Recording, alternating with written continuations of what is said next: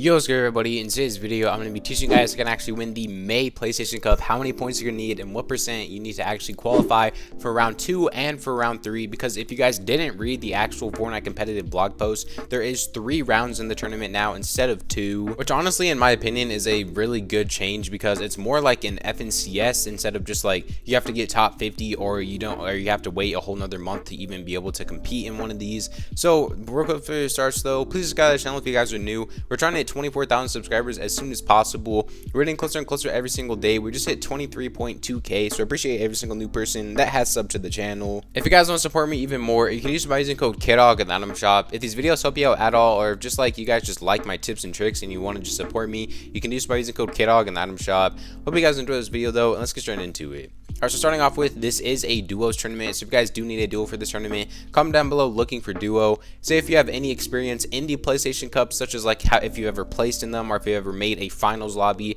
what region you play on, simple things like that, just so people can get to know you a little bit better. You're going to want to make sure that you have 1 IGL and then 1 fragger on your team, because that's just how duos work. You need at least 1 IGL and at least 1 fragger. That's going to be the best method for success for actual duos tournaments. For your first game, you want to make sure that you are W king. Even if you're like not the best fighting team, you're gonna still, if you're not a good fighting team, I'd say go for at least like a 10 elimination win. If you are a good fighting team, you can go for like 20 plus eliminations, because qualifying for round 2 and round 3 is going to be a lot more like difficult than it was in the past. But to actually make it on to round 2 on every single region, it is the top 500 teams. So PlayStation Cups always have a lot of people playing in them. They usually have around like 15 to 20,000 depending on what region there is. So making it from all the way to like 16,000 teams to top 500 is still a pretty difficult thing to do. Now, sometimes the actual PlayStation blog post is different from the in-game compete tab, so we're going to have to wait until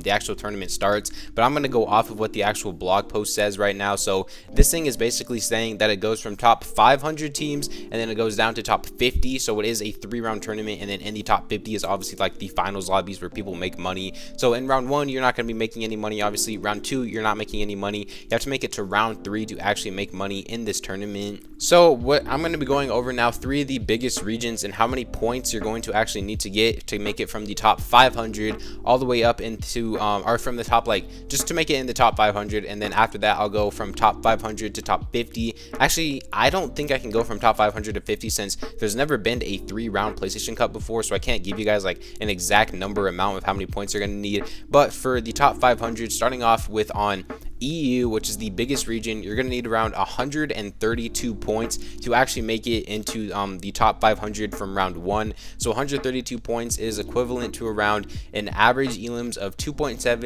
and an average placement of about 18th. So that shouldn't be too difficult, especially if you have a good starting game. That is going to be a pretty simple thing to do if you guys are a pretty good, like well-rounded team. Next up, we got NA West, and on NA West, you're only going to need around 95 points to make it into the top 500. Remember, if this does change, then I will update it in a pinned comment down below. But if it doesn't change and like it is still a 3-round tournament, then it should be the exact same. But basically for NA West, 95 points is equivalent to around an average placement of 20.8 and an average elims of 1.5.